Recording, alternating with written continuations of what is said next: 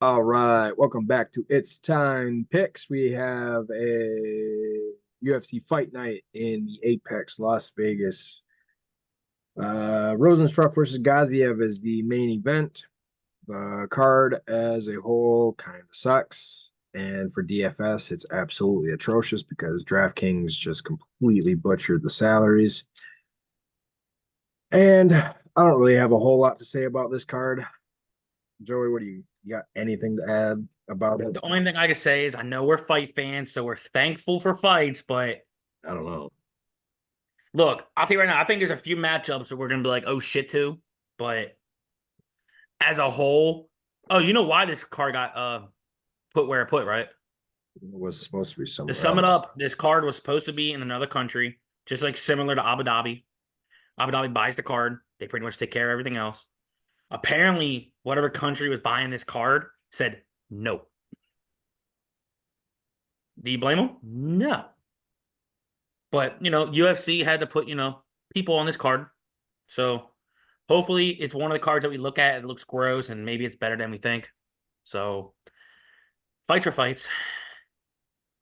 Yep. And well, with that, we will jump right into her. Let me get my DraftKings salaries pulled up here so it's sitting in front of me.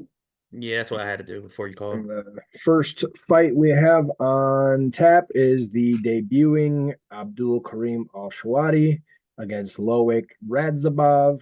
And you know what? I'm going to start this time. Ooh. I this is so I'm just gonna go ahead and preface and say that this is the only fight where I have a dog winning.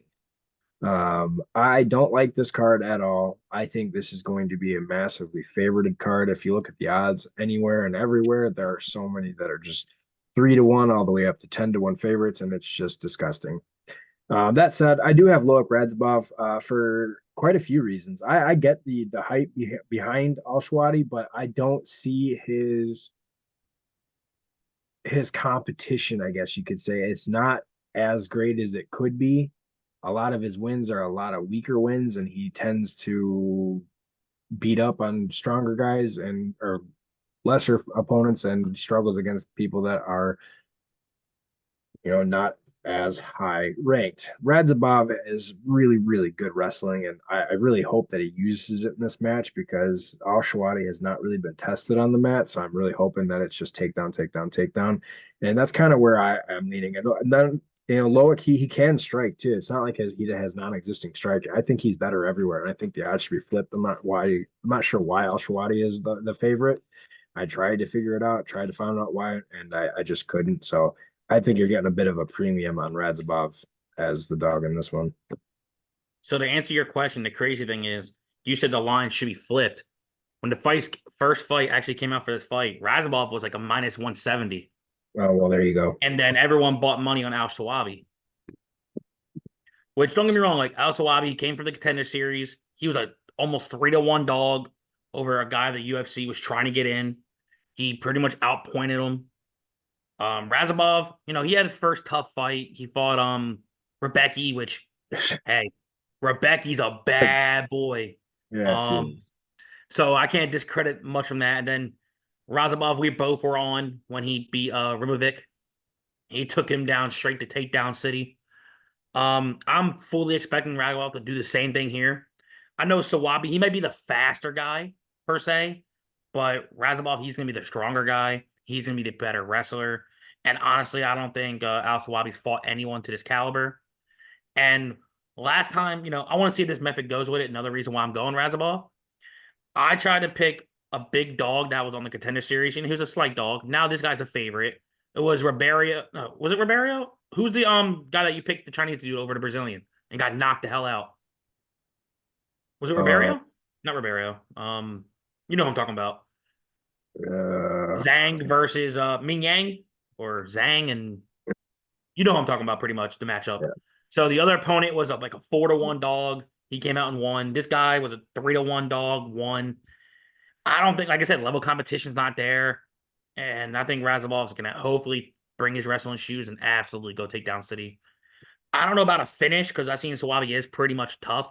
Maybe he can get a ground and pound because he has been knocked out twice. But I got Razabov. Good start. Both of us going with the dog and Radzabov. Next up, we have Joey's past moneymaker and Ludovic Klein against the debuting AJ Cunningham.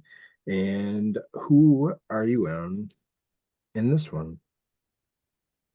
I don't even need to really fully break this down necessarily, but for the fans, I'll give you a little breakdown. I forget who Klein was supposed to fight in this matchup, but I was gonna have Klein either way. Cunningham, he came from the Contender By Joe Series. Alvarez. Oh yeah, Alvarez took a Rebecca fight, so good luck with that one, Alvarez. But Cunningham's from the Contender Series. He fought someone that got a contract. He looks like a tough kid. Same camp out of who's that dude on the same card that had like Mr. Left Hand? Dan, you picked Josh Quinlan against him, Oh, last week. or last week, 2 weeks ago, one of them. But Uh, Danny Barlow, Barlow. Cunningham's from that same area camp in Tennessee. But I'll give it to Cunningham. He's a tough kid. He's pretty much durable until his last fight. I think Klein could absolutely light him up. But one thing, I haven't seen Klein really go for the kill yet. I think he might pepper volume the shit out of this kid. But this is where you gotta be careful with the salaries. If this goes 15 minutes and if Cunningham throws any sort of volume in a loss, he may score 25, 30. This might be a week where you're gonna have a dog losing and you gotta hope they score well, potentially. And this goes 15 minutes, and there's gonna be another fight that I know Drake's gonna bring up. Um, you might want to dump or dive with Cunningham possibly if you think he's gonna survive 15 minutes. If you think he goes out in the first 2 rounds, skip him and go Klein. But until I see Klein bring out that killer instinct, I still got Klein. But as you said, my Mr. Moneymaker. I can't really pick against him too much. But yeah, I got Klein. Yeah, I don't got a whole lot to say. I got Klein too. I don't even know why Cunningham has this fight. He hasn't fought anybody. He's gonna get lit up. Save the card. It's gonna be a joke of a fight. So I got Klein all day. He's -1,000 for a reason. Ew, really? Uh-huh. Oh. So both of us going with the favorite and Ludovic Klein. Next up, you got Mr. Christian Leroy Duncan against Claudio Ribeiro.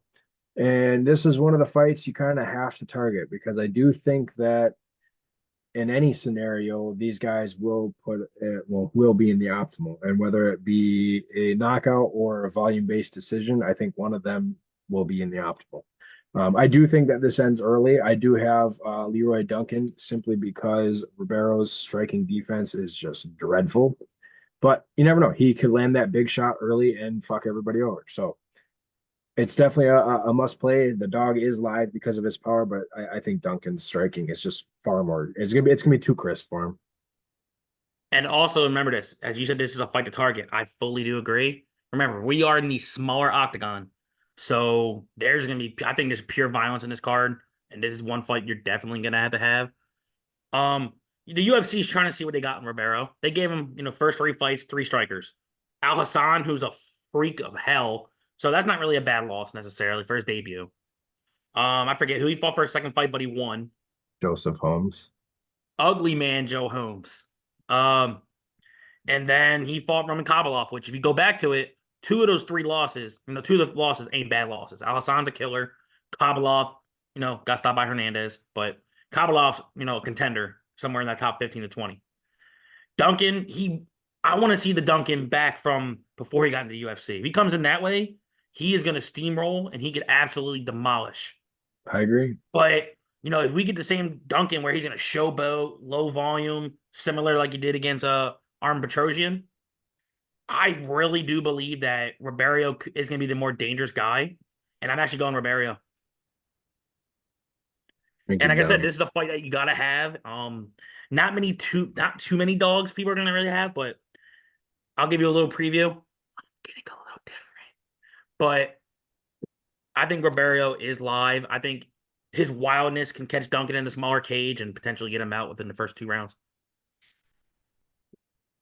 Yep. All right. So we are split on that pick. I have the favorite Duncan. Joey has the dog and Ribeiro. And next up, we have a fight that I'm not going to talk a whole lot about. We got Javed Basharat, the better of the two brothers, against Ayman Zahabi. Zahabi's now 36. He's got nothing that really says anything that he has any chance to win this fight. Basharat by anything. Easy win. Yeah, I'll keep it short. And the crazy thing, I actually saw some people actually trying to give buzz to Zahabi. Oh, he has decent, good takedown defense, and he has more power. And there's times where Bacherat gets touched. I'm like, look, I'll give people this. Bacherat may not get the first couple takedowns, may not, especially if it's early. I bet he gets But the first one. you think so? That's why I was telling I, people. Somebody said, "Oh, it's dry," and Zahabi's on a 3-fight win streak. I'm like, okay, go back to see who Zahabi fought.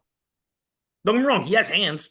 He's low volume at times, but if you would actually bring out the more killer instinct, then I'd be like, okay, maybe he's worth in 150 lines, maybe a few lines in case he does catch him. I don't see it. As you said, I think Zahabi's gonna do pretty much whatever the hell he wants. This is another high line. Last time I saw it was like Zahabi minus 900. And but Basharat, honestly, I think this fight, I'm probably gonna fade this fight though. This is one of the fights I'm actually gonna try to get away from. yeah, Bash is just, he's just too expensive. Do you Until I want see him any? get finishes, I don't know if I can pay up for that kind of price tag. So, well, both of us going with the favorite in Basharat. Next up, we have Vinicius Oliveira against Bernardo Sopai. How are you going with this one? So I don't know if you saw the video, but it was from Oliveira's. Someone recorded, but they were walking past media, and Oliveira was, I guess, running his mouth, and he gave him the little gun signal with his hand, and gave him the hand behind the throat saying you're dead. Um, I actually think this is another fight you got to target for GPPs. In the word of drowning pool, somebody's body will hit the floor in this fight, and I think it's going to be within the first 2 rounds. Oliveira has a death touch. I've seen in the Contender Series, he just throws everything. Don't matter if it's a kick, a jab. He throws pure power. And I think Sopai is actually a good prospect. And actually, I'm going Sopai to win. You're crazy. You know why? This is my scenario. He was training for a fight. I know it wasn't the same caliber opponent, but it's not like he was eating Cheetos, getting a call a week later. He was If training for a fight to defend his if title. Sopai was fighting in a circuit that actually meant it, Mentalik and was had Like Cage fighters that were Warriors. worth a damn, I'd be perfectly fine going with Sopai. But he hasn't fought anybody, and he's about to get his ass whooped at this ring. And before we go to the next fight, I'm telling you, it's weird as shit. I thought Supai would be like before this line. Supai was like a plus 185. This fight's close to a freaking pick'em. Yeah, which it blows my I don't mind. understand that one. I was hoping to get more plus money. I should have got it when the line first dropped.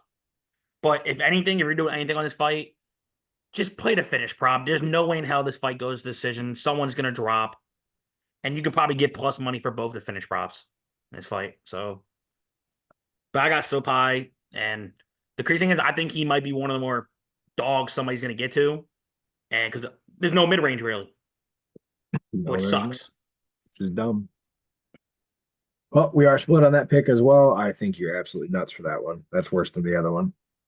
Hey, I'm I'm not going with gonna the say this is my favorite. Racky pick. I'm going with Oliveira. You have Sopai. Next up, we have a fight that I'm very interested in for a completely different perspective, and it's Eric Anders and Jamie Pickett. And firstly, I don't know why Pickett has another fight. I I know why. don't. Why? From what I heard, so pretty much since nobody wanted to fight Bo Nickel on the night that Bo Nickel fought, They apparently didn't they gave count him that. like another fight contract. I heard Well, rumors saying it's like a 2-fight deal, but I think if he loses this fight, which I'm as I'll let you break it down. But pretty much from what I heard, he took Bo Nickel and he got his opportunity. gotcha. Well, that's fair. So I have Anders winning. I will Hmm. say that right away. That's the easy thing. But I don't expect this to finish early. I do expect this to go to a decision. And Anders' takedown defense is not perfect. All Pickett needs is a takedown, like a 2 takedowns, and he's at a point in salary where if there's no other dogs that win, those takedowns are looking pretty damn good.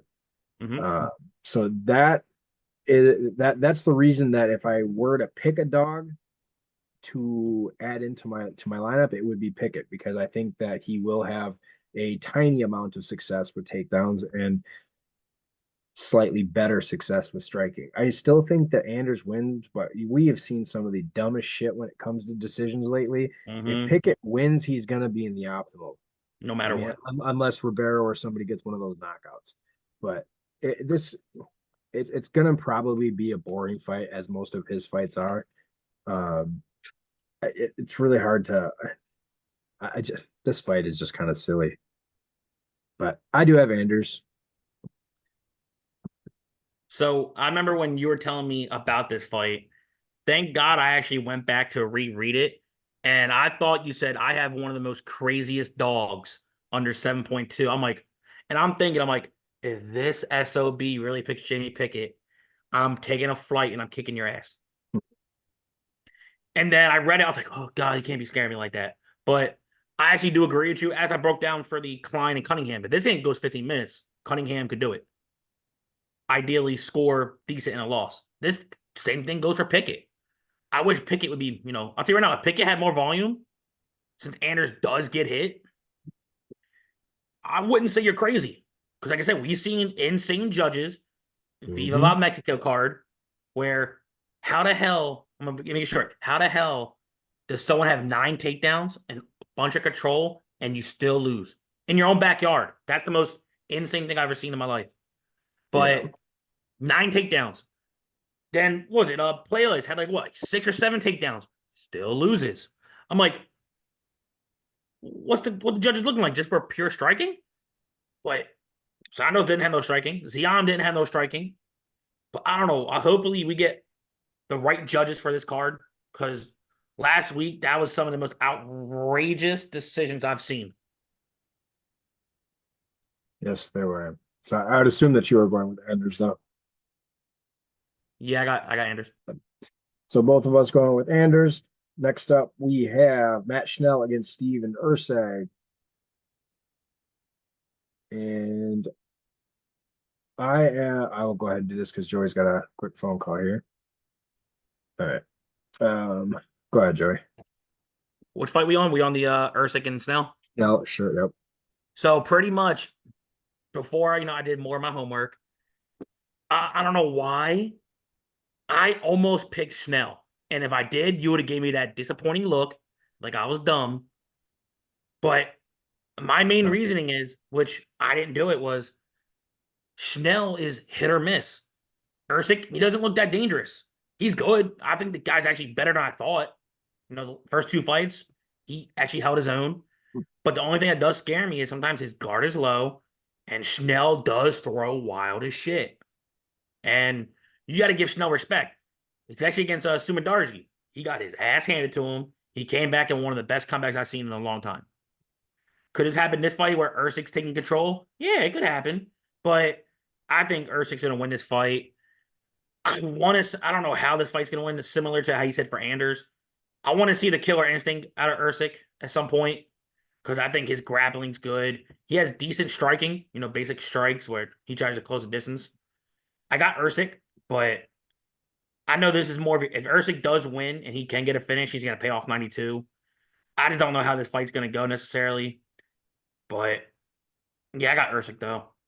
But if you're playing big field tournaments and, as me and Drake said earlier about the dogs, Schnell's not a bad dumper dog. He's gonna fight for your money, no matter if he gets knocked out quick or this fight goes long. But I got Usyk. Yep, I do too. I've already said this since he has come in. Astro Boy is one of my favorite fighters. I really enjoy watching him fight. I think he is a lot better than people expected him to be, and I Mm-hmm. think he continues to grow, which is what you need in a guy that is slowly climbing the ranks. Actually, he's quickly climbing the ranks. But Schnell is also not a bad fighter. This is a really, really good test for Urseg. I would not be surprised if Schnell did win this fight because he does. I mean, when he's not making stupid mistakes in the ring, he actually fights really well. Um, but I do have Urseg. I think a lot of this plays out on the mat, and I would not be surprised to see Urseg submit Schnell. So, I hope so because if you tell me, because to me, I think Schnell, even though the 125 ain't the strongest per se, I could give Schnell almost like that ideal gatekeeping spot for flyweight. The record ain't the greatest, but he fights everything win, lose, or draw, finished, not finished. I give it to him. He's tough, but that was one fight that earlier I was like on, but for the Yeah, most so part, I just more I watched. both of us going with Steve Ursig. Next up, we don't need to talk about this fight a whole lot. Umar Nurmagomedov. He's just he's gonna do what a Nurmagomedov does. And Nice. Beksat Almakhan is not a bad fighter by any means. And Mm-mm. he may take this to a decision. I would not be surprised to see him grind this out to a decision. But Umar is just he's going to be too good. So it's another one of I those think fights where it's going to be honestly, easy. like, as you said, Umar, nobody wants to fight him. That's the thing. Nobody really wants to fight him. I don't And blame him. I know originally he was supposed to fight Sandhagen a while back ago. Um, so it wouldn't shock me if he, let's say, dominates his kid early. His next fight could be Sandhagen by some time middle to late end of the year. Um, I'll say this right now, Nurmagomedov, bring your wrestling shoes because you are not the better striker. You're not. Yeah, you may have more power, but this kid, he has his own power. He's the better striker. I never really seen his takedown defense get tested, but it's Nurmagomedov. He's gonna find a way to get this fight to the ground. Um, I would love to see him finish inside the distance. But as you said, if this fight goes 15 minutes, usually I'm trying to make a case for all the lower tier guys that, let's say they lose, they can score well.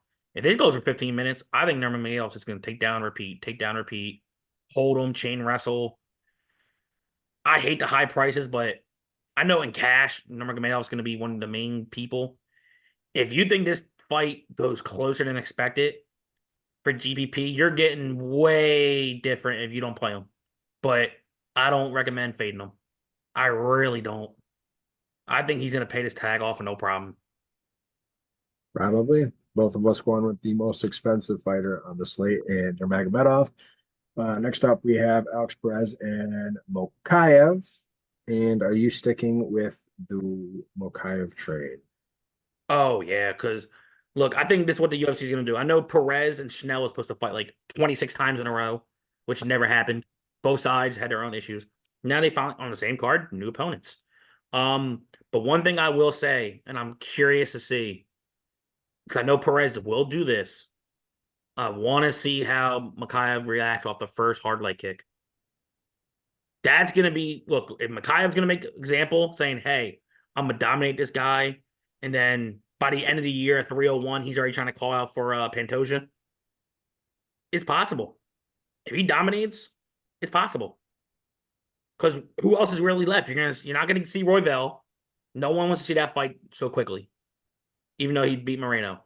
Albazi's out with the neck. Who else is really left underneath? Nobody. You're not gonna give it to Manel Cop. You're not gonna give it to Cara France. If you're telling me Makayev just absolutely dominates this fight, like I'm actually expecting, you're gonna see him get absolute jumped right to the front of the line. And Pantoja said he's ready by 301 if it happens like the way it does. I got Makayev, and I think the corner is actually gonna get Makayev's ear, say, hey, finish impressively. Take down while you're dry and get that submission. That's what I'm firmly believing. I think he gets a submission early. Yep, I don't disagree. Perez is just kind of a guy that takes whatever fight that he can get. So he's a good fighter, don't get me wrong. But I think this is just another fight to Mokaev. And I think he, like you said, he submits and makes it easy. Both of us going with the favorite in Muhammad Mokaev. Next up, we have Vitor Petrino and Tyson Pedro. I love Petrino in this fight. Pedro makes his living off of beating up guys that suck in this division, Trash and he'll cans. just go it. He just likes to. He knocks out the guys that he's supposed to knock out, and he loses against guys that are better than. This is going to be an easy ass fight for Petrino. I don't have anything else to say about it. Petrino is either going to knock him out or just keep him on the mat for 15 minutes and do whatever the hell he wants. Petrino is probably my favorite play on the card. I don't know how I'm gonna do this fight. I know my one buddy was trying to convince me Pedro, but I'm like, no. The only way I'll say this right now, if you're playing, like I said, big GPPs, is they a realm of possibility. Pedro is round one or bust. And realistically, if he wins in round one, 7,200, it's just gonna jump through everything up. So is that in the realm of the possibility? It could be. Because like I said, Petrino does get touched early at times. But he's a slow starter. But I'm thinking between rounds 2 and 3, I think Petrino's gonna start lighting him the hell up. You see, Pedro does get tired. One of my favorite bets I'm actually looking at for this fight is the over 1.5. I think Pedro is going to try to get aggressive early. Maybe he'll have some success. Maybe he'll touch up Petrino a little bit, not too much. Round 2 and 3, I think Petrino's going to absolutely steamroll him, get him tired. Maybe a late finish in round 3 if you want to sprinky dinky that. Um, but yeah, I like Petrino to win.